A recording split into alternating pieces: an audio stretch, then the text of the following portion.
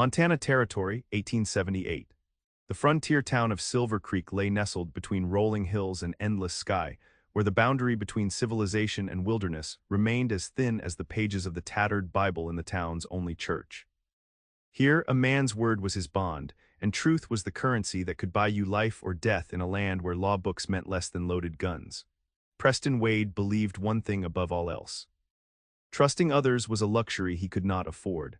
At 25, his lean frame and quick reflexes had kept him alive through 5 years of ranch work, cattle drives, and the occasional gunfight.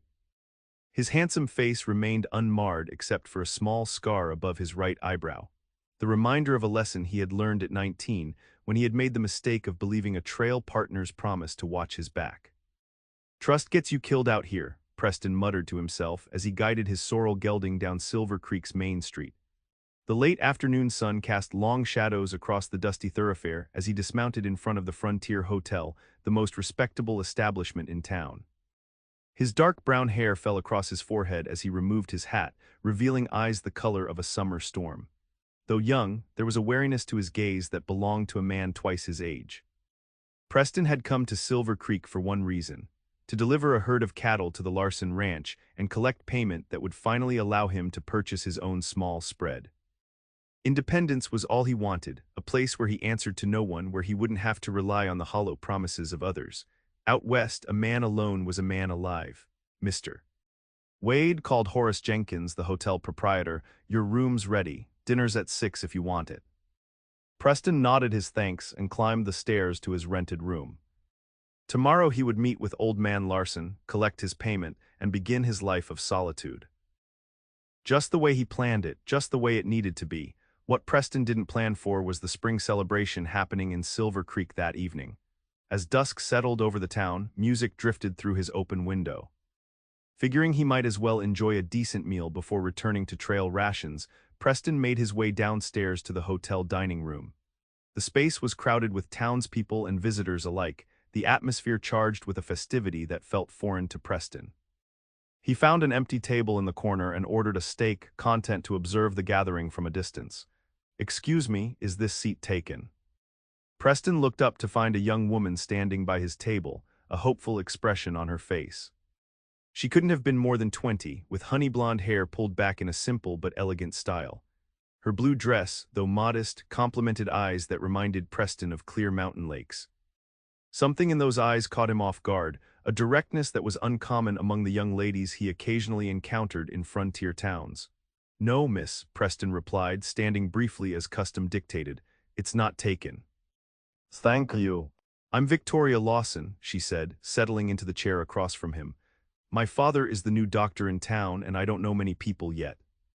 "Preston Wade," he offered, suddenly conscious of the trail dust that still clung to his clothing despite his efforts to clean up.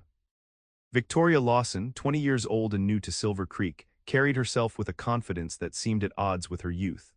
Unlike many women in frontier towns who had been hardened by the difficult life, there was a freshness about her, as though the harsh realities of the West hadn't yet dimmed her spirit. "Are you just passing through, Mr. Wade?" she asked, her voice carrying a hint of Eastern refinement. "Delivering cattle to the Larson spread," Preston answered, keeping his response brief as was his habit. Opening up to strangers only invited trouble. "Ah, I've met Mr. Larson. He brought his grandson to my father last week for a broken arm." Victoria smiled, seemingly undeterred by Preston's laconic reply. "He mentioned needing cattle for his new breeding program." Preston raised an eyebrow, surprised by her knowledge of ranch business. "My father and I lived on a farm in Pennsylvania before coming west," she explained, correctly reading his expression. "I find the business of ranching fascinating." Their conversation was interrupted by the arrival of Preston's meal and Victoria's bowl of stew. As they ate, Preston found himself speaking more than he had intended, drawn out by Victoria's genuine questions about cattle and ranch life. When the hotel owner announced that dancing would begin in the town square, Preston was shocked to realize they had been talking for nearly 2 hours. "Would you care to join me for a dance, Mr. Wade?" Victoria asked, her directness catching him off guard again. Every instinct told Preston to refuse. Getting close to people only complicated life, and complications led to disappointment or danger. Yet something about Victoria Lawson's straightforward manner made refusal difficult. "Just one," he heard himself say. I'm not much of a dancer. The town square had been transformed with lanterns hanging from ropes strung between buildings. A small band of local musicians played a lively tune as couples swirled around the makeshift dance floor. Preston awkwardly took Victoria's hand, keeping a proper distance between them as they joined the dancers. "You said you're not much of a dancer," Victoria commented after a few minutes, "but you move quite well, Mr. Wade." "Preston," he corrected, surprising himself, "and I learned enough to get by." Trail bosses sometimes insist the hands know how to behave in civilized company. Victoria laughed, the sound clear and genuine. "Well, Preston, I'm glad your trail boss was so insistent on social graces." As the music ended, Preston found himself reluctant to part ways. This sensation was unfamiliar and unwelcome. Attachment was dangerous in a land where tomorrow was never guaranteed. "Thank you for the dance," he said stiffly, preparing to retreat to the safety of solitude. "There's a picnic tomorrow after church," Victoria said, her directness returning. "Perhaps you might attend before your business with Mr. Lawson." Preston hesitated. "I should get an early start." "Mr. Lawson never conducts business on Sundays," Victoria interrupted with a knowing smile. "Everyone in town knows that."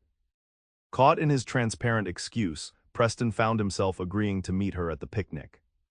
As he walked back to the hotel alone, he chastised himself for the lapse in judgment. One more day in town wouldn't hurt, he reasoned, but getting attached to Victoria Lawson would only complicate his plans for a solitary life.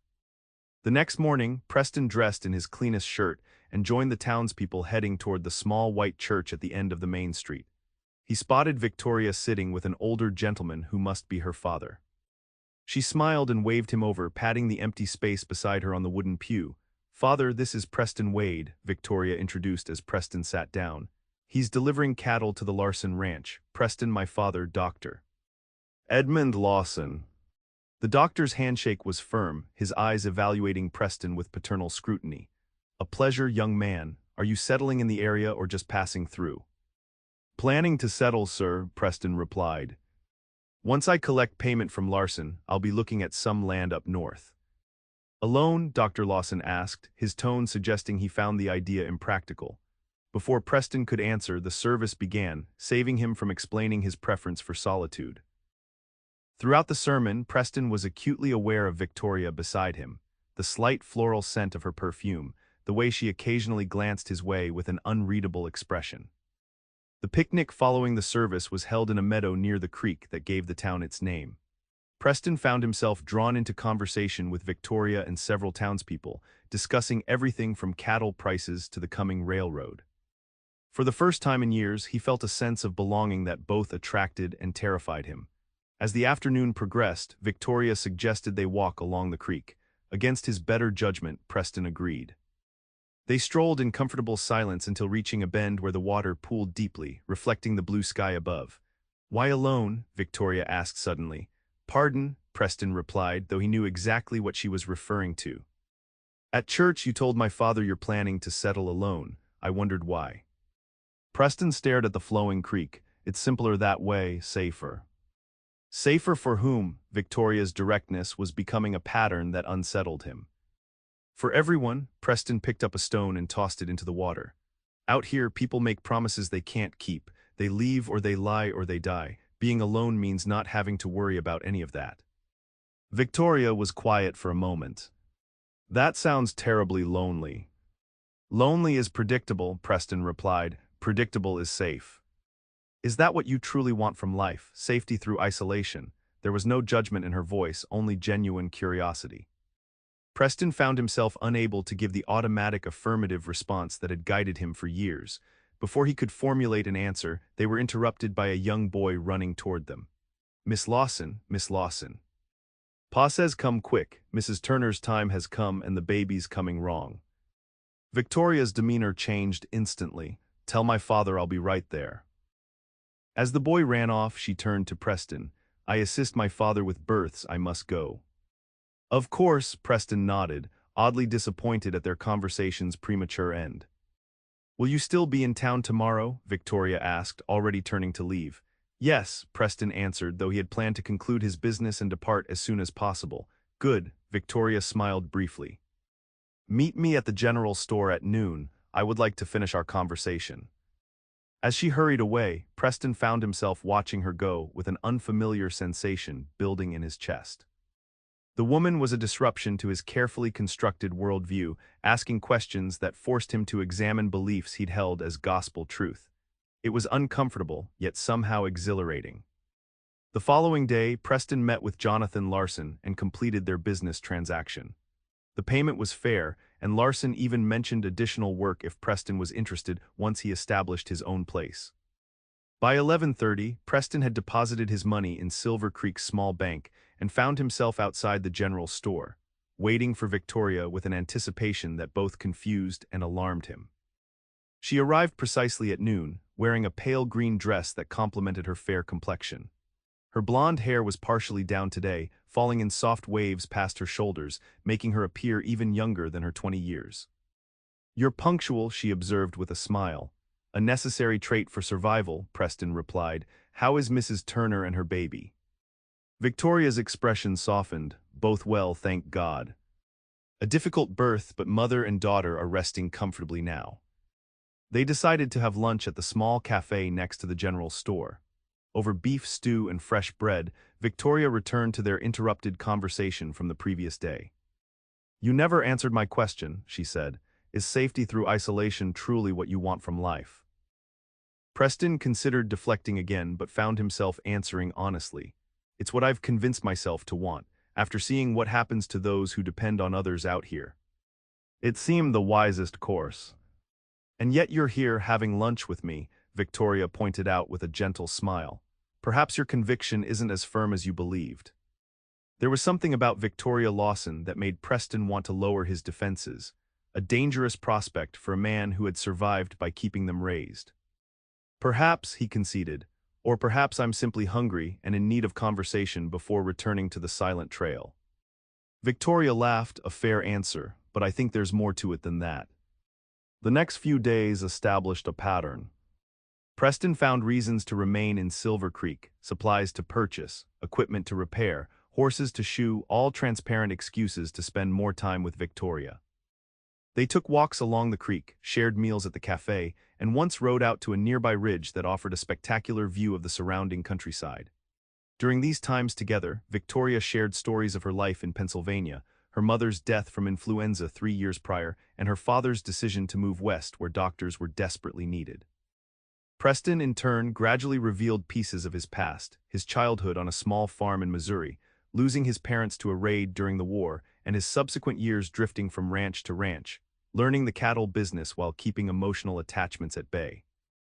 "You've built quite a fortress around yourself," Victoria observed one evening as they sat on the hotel porch watching the sunset paint the sky in brilliant oranges and pinks. "It served me well," Preston replied, though with less conviction than he might have a week earlier. "Has it? You're alive, certainly, but are you living?" Her questions consistently challenged him, forcing him to examine beliefs he had long accepted as truth. The woman had a way of seeing through his carefully constructed barriers, and Preston found himself both terrified and exhilarated by the experience. On their 7th evening together, following a community dinner at the church, Preston walked Victoria home under a canopy of stars. They paused at the gate to the small house her father had purchased at the edge of town. "I should leave tomorrow," Preston said, though the words felt hollow. "I've delayed my plans long enough." Victoria's expression fell slightly. "I see. Have you found suitable land?" "Not yet," he admitted. "But there's a parcel north of here that sounds promising." "Then you must investigate it," Victoria agreed, though her tone suggested reluctance. "Though I admit I've grown accustomed to your company, Preston Wade." The honesty in her statement caught him off guard. In the silver moonlight, Victoria looked impossibly beautiful, her eyes reflecting the stars above. Preston felt himself drawn toward her as if by some invisible force. "Victoria," he began, uncertain what he intended to say. "Yes," she whispered, stepping closer. Later, Preston would be unable to say who moved first. All he knew was that suddenly Victoria was in his arms, and he was kissing her with an intensity that surprised them both. Her lips were soft against his, her body fitting perfectly against him as she returned the kiss with equal fervor. When they finally pulled apart, both breathless, Victoria looked up at him with wide eyes. I should not have done that," she said, her voice trembling slightly. I have never, that is to say I have not. It's all right, Preston assured her, his heart racing. I didn't mean to be forward. Victoria shook her head, her expression troubled. No, it's not that, it's just, that was my first kiss. I should not have been so impulsive. Something in her declaration struck Preston as odd, but he was too caught up in the moment to examine it closely.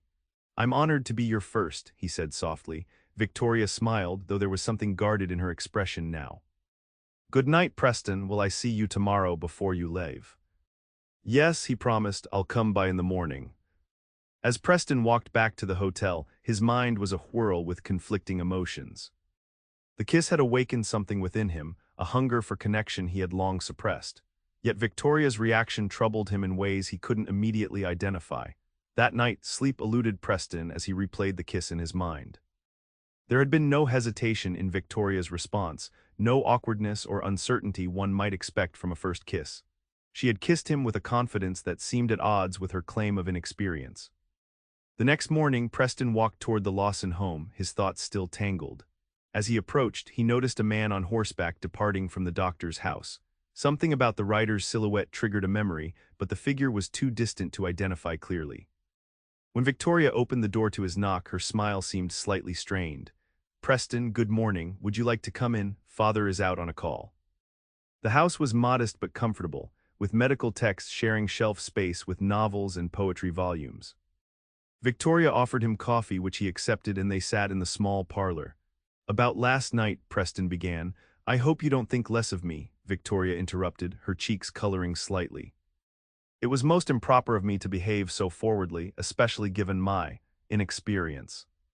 There it was again, that hesitation that seemed uncharacteristic of the direct woman he had come to know. Victoria, Preston said carefully, I would never think less of you for sharing a moment of genuine feeling, but I find myself confused.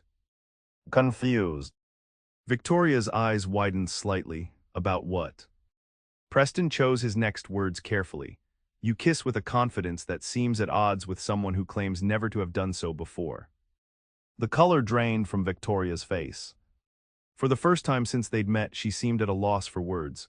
That is, she stammered before taking a deep breath, you're very perceptive, Preston. So it wasn't your first kiss, Preston stated, feeling an unexpected pang of disappointment.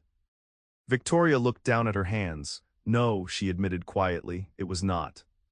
Why lie about something so trivial? Preston asked, genuinely confused by the deception. Victoria's eyes met his, and he saw a vulnerability there he hadn't noticed before. Because in Silver Creek, I'm trying to be someone new, someone respectable, my past. It's complicated. We all have complicated pasts, Preston said. I've told you mine. Not all of it, Victoria challenged gently. I suspect there are parts you've kept hidden just as I have. She was right, of course. Preston had shared the basic outline of his life but had omitted the darker moments. The times he'd used his gun to survive, the partnerships that had ended in betrayal, the nights he'd spent wondering if living alone was truly living at all. Fair enough, he conceded, but I haven't lied to you. Victoria winced at the accusation. No, you haven't, and I'm sorry for my deception. It seemed safer to present myself as untouched by the past. The irony of her using safety as a justification wasn't lost on Preston. Hadn't he built his entire life around the concept of safety through isolation? Who was the writer I saw leaving earlier? Preston asked, the question emerging before he could consider its implications. Victoria's expression shifted to one of alarm. You saw him. Only from a distance, something about him seemed familiar. Victoria stood and walked to the window, her back to Preston. His name is Marcus Holloway. We knew each other in Pennsylvania. The name struck Preston like a physical blow. Marcus Holloway had been a notorious gunfighter who had ridden with the Jensen gang during their bloody spree across Colorado 2 years earlier. Preston had encountered the gang once, narrowly escaping with his life when they attacked the ranch where he'd been working. Holloway is a dangerous man, Preston said, his voice hardening. What business do you have with him? Victoria turned, her expression pained. It's part of that complicated past I mentioned. Marcus and I, we were engaged once. Preston felt as though the floor had dropped away beneath him. Engaged to a member of the Jensen gang. I didn't know who he was then, Victoria said quickly.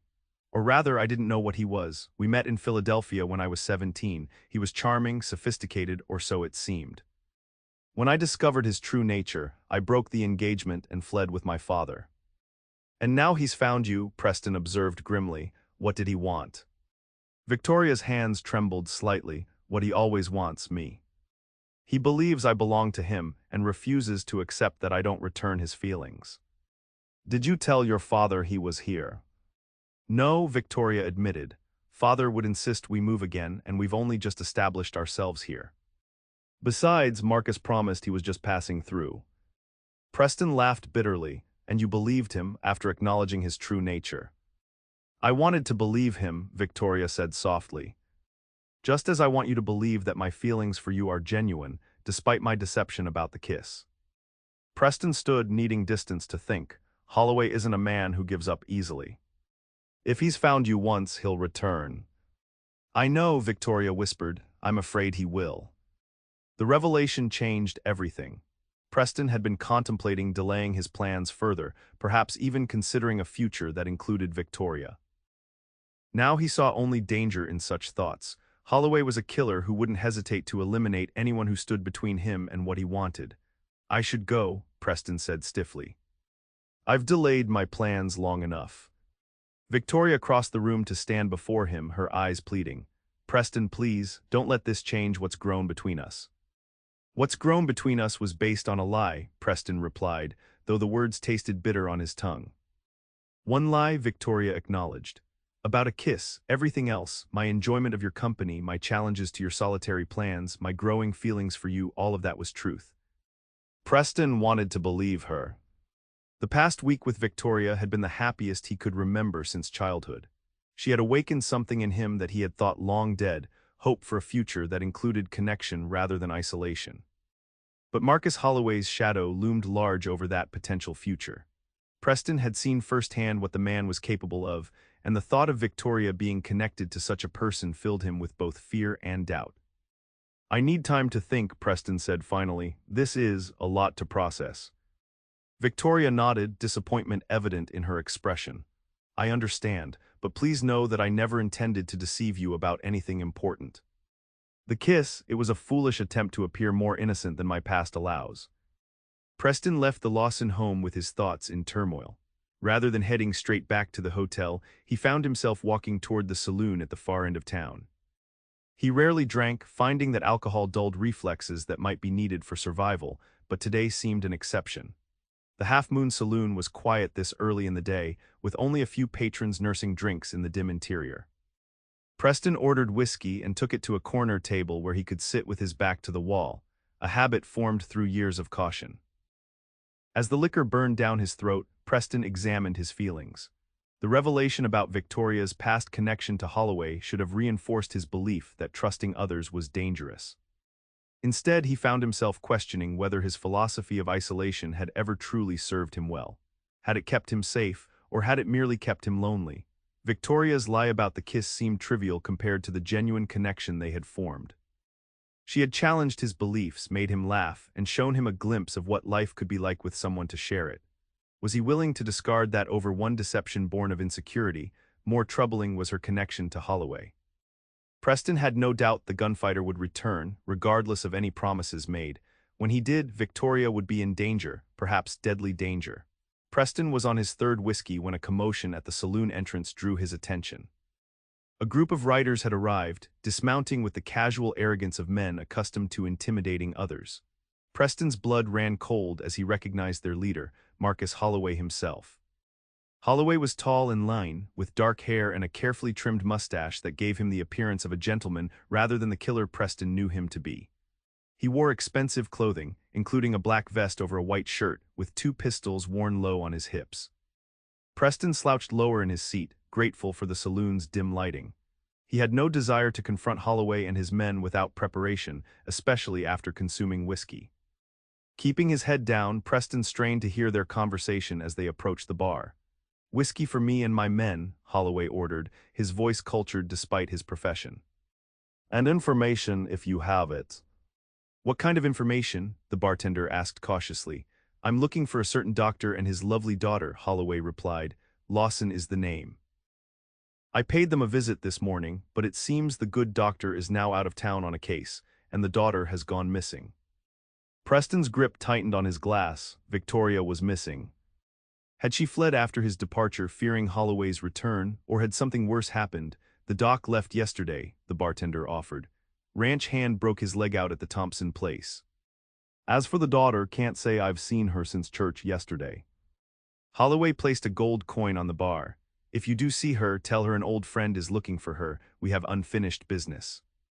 The threat in his tone was unmistakable. Preston finished his whiskey and carefully made his way toward the back exit, keeping his hat pulled low. Once outside, he circled around to the livery where his horse was stabled. Has anyone been asking about saddling a horse for Miss Lawson today? Preston asked the stable boy.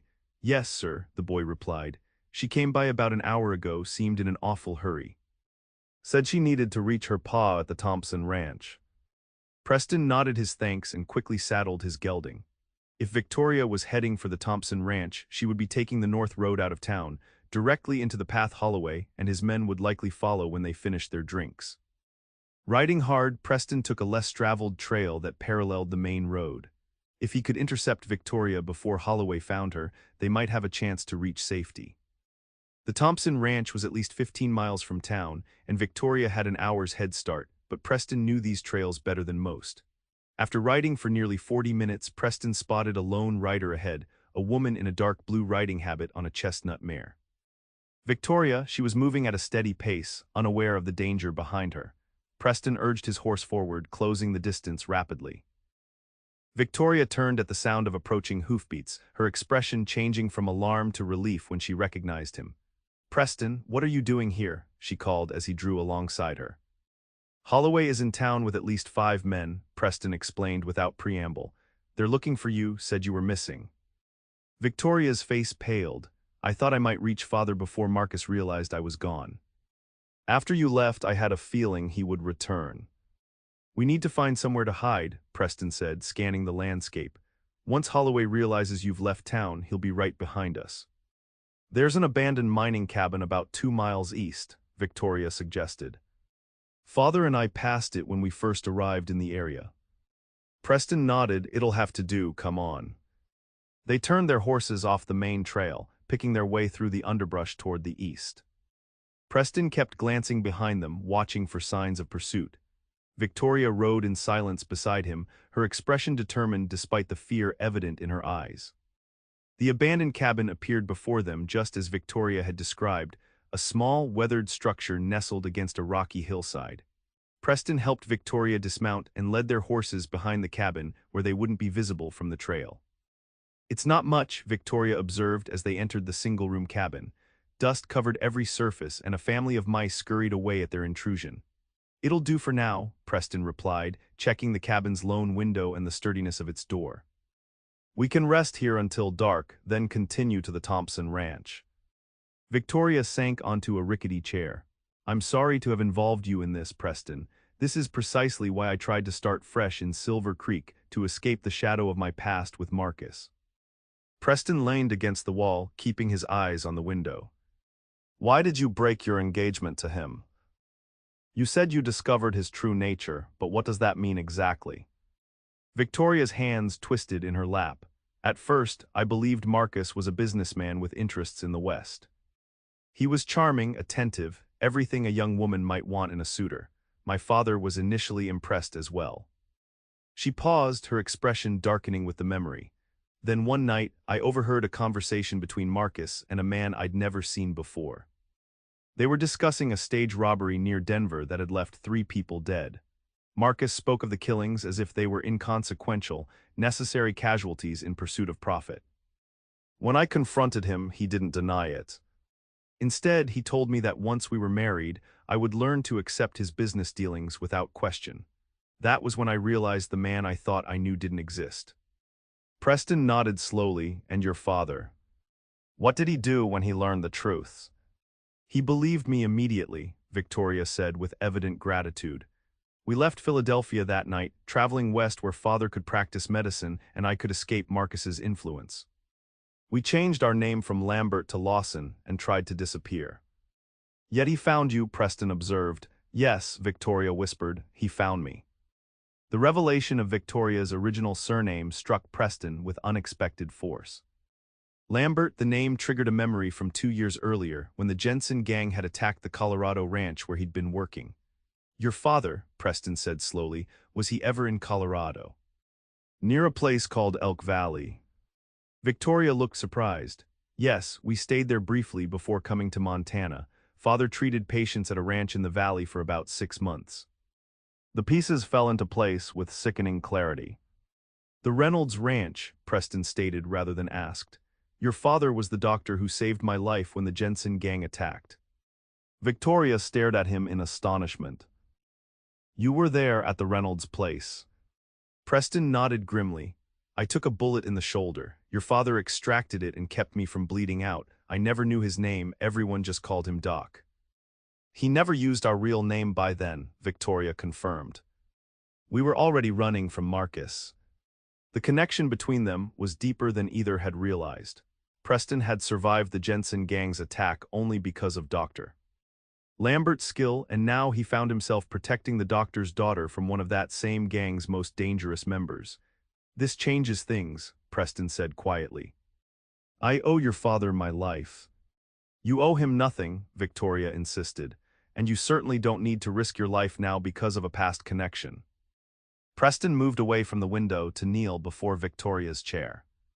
It's not about owing anyone anything. It's about realizing that my philosophy of isolation hasn't served me well.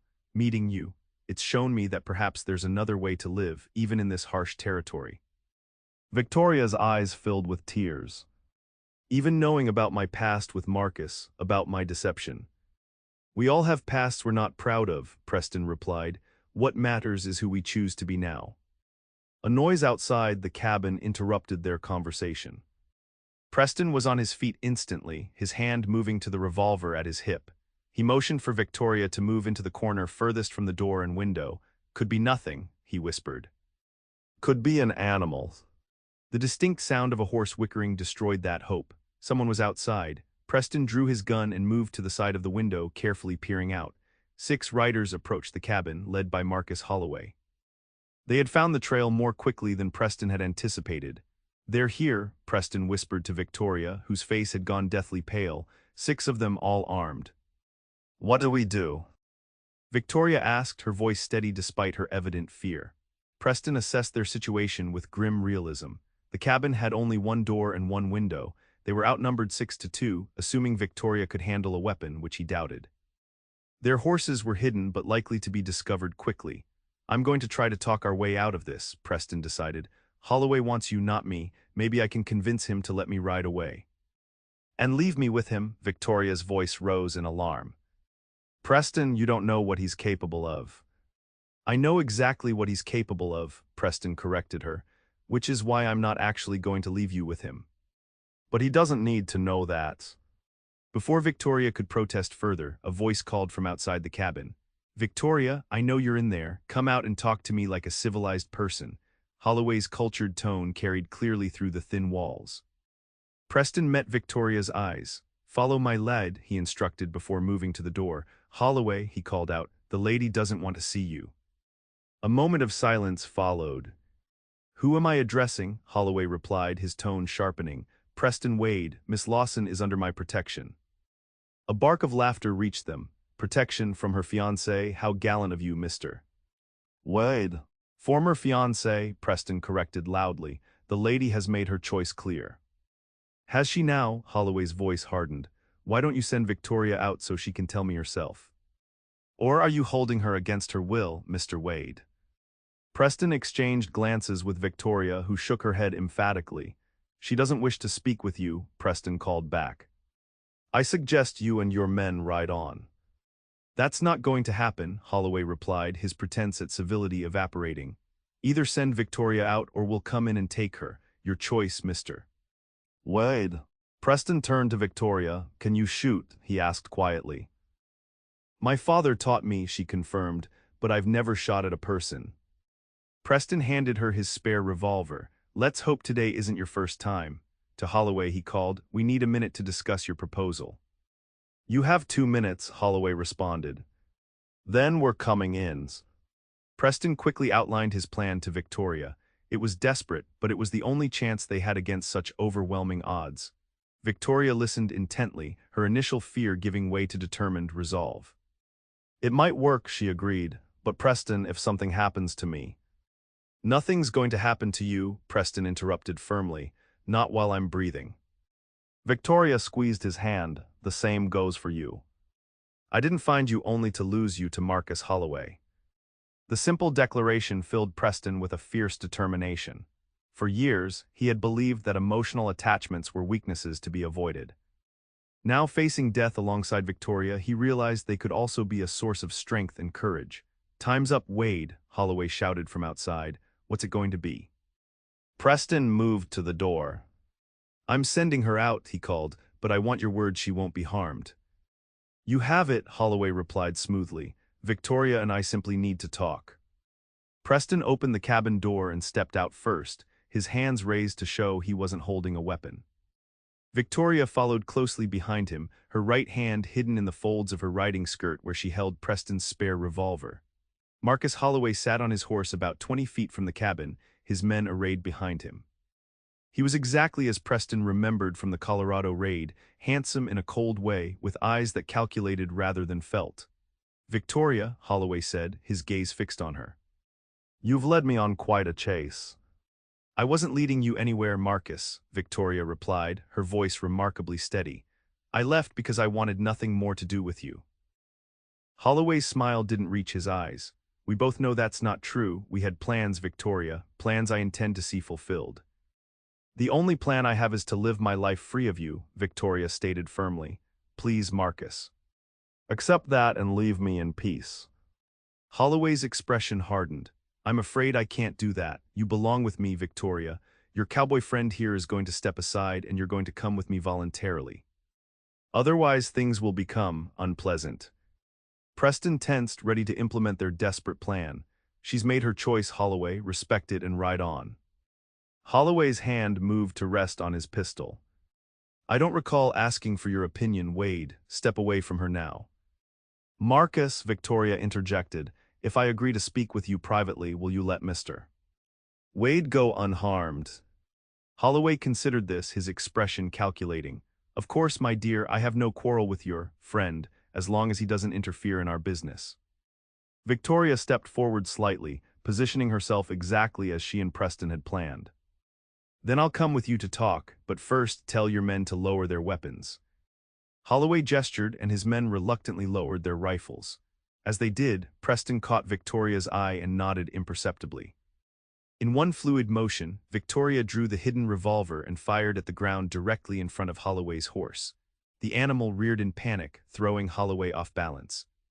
Simultaneously, Preston dove for cover behind a water trough, drawing his own weapon and firing at the nearest of Holloway's men. Chaos erupted as Holloway's horse bolted, carrying its rider away from the immediate conflict. The remaining 5 men scrambled for cover, returning fire wildly as Preston and Victoria took shelter behind the water trough. "When I count to 3, Preston shouted over the gunfire, "run for the rocks behind the cabin." "I'll cover you." Victoria nodded, her face pale but determined. Preston counted, then rose to fire 3 rapid shots that forced Holloway's men to duck. Victoria sprinted for the rocky outcropping behind the cabin, reaching it safely as Preston continued firing. When his revolver clicked empty, Preston made his own dash for the rocks, bullets kicking up dust at his heels. He dove behind the outcropping where Victoria waited, breathing heavily. "Now what?" Victoria asked, checking the remaining bullets in her revolver. "Now we make our way up the hill," Preston replied, reloading quickly. "There's a narrow trail that leads over the ridge. They'll have trouble following on horseback." They began climbing, using the rocks for cover as Holloway's men continued firing sporadically from below. Preston helped Victoria over a particularly steep section, then froze as a voice called from above them. "That's far enough, I think." Marcus Holloway stood on the trail ahead, his revolver aimed steadily at Preston's chest. He must have circled around after his horse bolted. "Victoria," Holloway said without taking his eyes off Preston, "come here." Victoria stepped closer to Preston instead. "No, Marcus, this ends now." Holloway's expression darkened. "It ends when I say it ends. And it ends with you coming with me, one way or another." Why? Victoria demanded, genuine anguish in her voice. Why can't you simply let me go? There are countless women who would welcome your attention. Why persist in pursuing one who doesn't want you? Something ugly flickered across Holloway's face. Because no one leaves Marcus Holloway, not my men, not my business partners, and certainly not my fiancé. It's a matter of principle. It's a matter of pride, Preston countered. Your pride isn't worth Victoria's happiness. Holloway's gaze shifted to Preston, and I suppose you think you can make her happy. A drifting cowboy with nothing to offer but an early grave when my men catch up to you. He offers me choice, Victoria said firmly, something you never did. Holloway laughed coldly. Choice is an illusion for people like us, Victoria. We're bound by who we are, by the decisions we've already made. That's where you're wrong, Preston replied. We're defined by the choices we make now, not the ones we made in the past. As they spoke, Preston was acutely aware of the sounds of Holloway's men climbing the rocky slope below. Soon, they would be surrounded with no chance of escape. Enough philosophy, Holloway snapped, his patience visibly wearing thin. Victoria, come here now, or I put a bullet in your cowboy's heart. Victoria raised her revolver, pointing it directly at Holloway. If you harm him, I'll shoot you where you stand, Marcus. Holloway's expression registered genuine surprise, followed by amusement. You won't shoot me, Victoria. You don't have it in you. Don't be so sure, Victoria replied, her hand steady. I'm not the same girl you knew in Philadelphia. The standoff stretched for several tense seconds. Below them, Holloway's men had stopped firing, presumably waiting for orders from their leader. Preston calculated their odds and found them decidedly poor. Then, unexpectedly, a new voice called from further up the trail. Drop your weapon, Holloway. All eyes turned to see Dr. Edmund Lawson standing 20 yards away, a shotgun leveled at Holloway's back. Beside him stood Sheriff Mills from Silver Creek and 2 deputies, all armed and ready. Father, Victoria cried in relief. Are you all right, Victoria? Dr. Lawson called, his eyes never leaving Holloway. Yes, thanks to Preston. Sheriff Mills stepped forward. Marcus Holloway, you're wanted in Colorado for murder and robbery. Lower your weapon slowly and raise your hands. Holloway's face contorted with rage as he realized he was trapped. For a moment, Preston feared the man might choose to go down fighting, potentially taking Victoria or himself with him. Marcus, Victoria said quietly, it's over. Please don't add more blood to your ledger. Something in her tone seemed to reach Holloway. With a bitter laugh, he slowly lowered his revolver and dropped it to the ground. This isn't over, Victoria, he said as Sheriff Mills approached to take him into custody, not by a long shot. Yes, it is, Dr. Lawson stated firmly. You'll hang in Denver, Holloway. The Reynolds family will see to that. As the sheriff secured Holloway's wrists with handcuffs, Victoria rushed to her father's side. How did you know to come? She asked. When I returned to town and found you gone, I went to the hotel looking for Mr. Wade, Dr. Lawson explained. The desk clerk said he'd seen you both riding north in a hurry. Given your history with Holloway, I feared the worst and alerted the sheriff. Sheriff Mills was already gathering a posse, one of the deputies added. Holloway and his gang are wanted in 3 territories. We've been tracking them for weeks. Preston holstered his revolver, the tension slowly draining from his body as he realized the danger had passed. Victoria broke away from her father to return to Preston's side, taking his hand in hers without hesitation. Are you hurt? She asked, her eyes searching his face. No, Preston assured her. Are you? Victoria shook her head. Just shaken. Sheriff Mills approached them after securing Holloway in the custody of his deputies. Mr. Wade, Miss Lawson, we'll need statements from you both, but that can wait until we're back in town. The ride back to Silver Creek was mercifully uneventful. Holloway and his men rode bound and under heavy guard, while Preston stayed close to Victoria's side. Dr. Lawson rode nearby, occasionally glancing at their clasped hands with thoughtful consideration. At the sheriff's office, Preston and Victoria provided detailed accounts of the confrontation at the cabin. Sheriff Mills assured them that Holloway would be transferred to Denver within the week to stand trial for his crimes. He won't trouble you again, Miss Lawson, the sheriff promised. The evidence against him is overwhelming. With your testimony added, he's certain to hang. Victoria nodded solemnly. I take no pleasure in that outcome, Sheriff, but I understand its necessity. As they left the sheriff's office, Dr. Lawson invited Preston to join them for dinner at their home. The meal was quiet, all three too exhausted by the day's events for much conversation. Afterward, Dr. Lawson excused himself to his study, leaving Preston and Victoria alone in the small parlor. "What will you do now?" Victoria asked softly. "Will you still look at that land to the north?" Preston considered the question carefully. The day's events had clarified many things for him, not least the hollowness of his belief in isolation as a path to safety. "I think," he said slowly, "that I might look at land closer to Silver Creek." "If that would please you." Victoria's eyes brightened. "It would please me very much, Preston Wade." "Before I make any decisions, though," Preston continued, "there's something I need to know." "Yes, the truth about that kiss," Preston said. "Not whether it was your first, I know it wasn't, but whether it meant something to you, or if it was just another part of the new identity you were creating." Victoria moved closer to him on the small sofa. "The kiss was real, Preston. My feelings for you are real. The only lie was pretending I had never experienced such a moment before." "Why that particular lie?" Preston asked. "Of all the things you could have fabricated about your past, why that?" Victoria looked down, her cheeks coloring slightly. "Because I wanted to be the kind of woman a good man like you would value. In Philadelphia, girls of good family were expected to save such intimacies for their husbands, I thought. I thought you might think less of me if you knew the truth." Preston gently lifted her chin until their eyes met. "Victoria, I could never think less of you for having a past. We all have one. What matters is who you are now and who we might become together." "Together," Victoria repeated, hope evident in her voice. "If you'll have me," Preston replied. "I've spent years believing that solitude was the only path to safety. You've shown me that true safety might lie in having someone to stand beside through whatever comes." Victoria's answer came not in words, but in action as she leaned forward to kiss him. This kiss held no deception, no pretense, only the promise of a shared future neither had dared to imagine before.